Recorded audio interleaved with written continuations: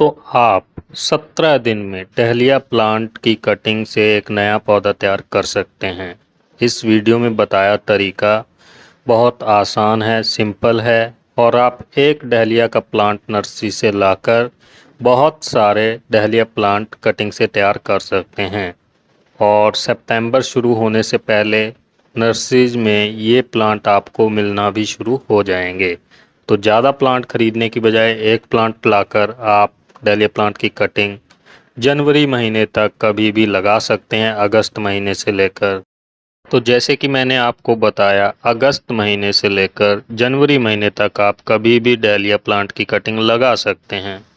लेकिन dahlia plant की cutting आप 25 से नीचे के टेम्परेचर में ही लगाएं। 25 से ऊपर के टेम्परेचर में नहीं लगाना है।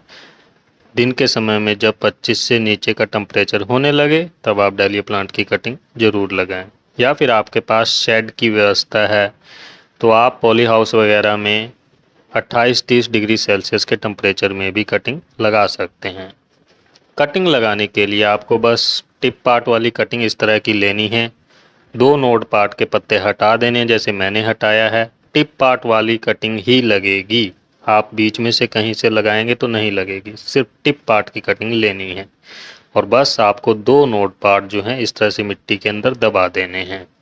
अब मिट्टी कौन सी है? मिट्टी ये वही मिट्टी है जिसमें हम अपने बड़े प्लांट लगाते हैं, जो वेल्डेंड मिट्टी हम बनाते हैं sand, garden soil, vermi compost का यूज करके। और जिसमें मैंने कटिंग लगाई है वो नर्सरी वाला काले प्लास्टिक का बैग है। ये अपडेट है 22 दिन का और डहलिया प्लांट की कटिंग की ग्रोथ भी काफ़ी हो गई है।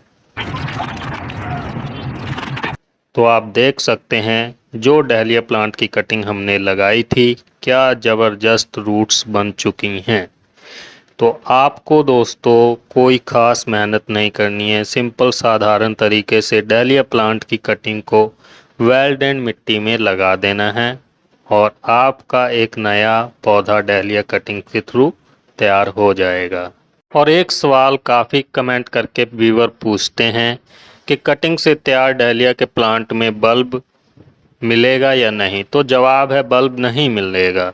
और नर्सरी में जितने भी प्लांट डहलिया के आते हैं 90% प्लांट जो हैं कटिंग के थ्रू तैयार किए होते हैं, इसलिए उन प्लांट की मिट्टी में कभी हमें बल्ब नहीं मिलते। सिर्फ उसी प्लांट की मिट्टी में बल्ब मिल सकते हैं जो प्लांट बल्ब से तैयार है।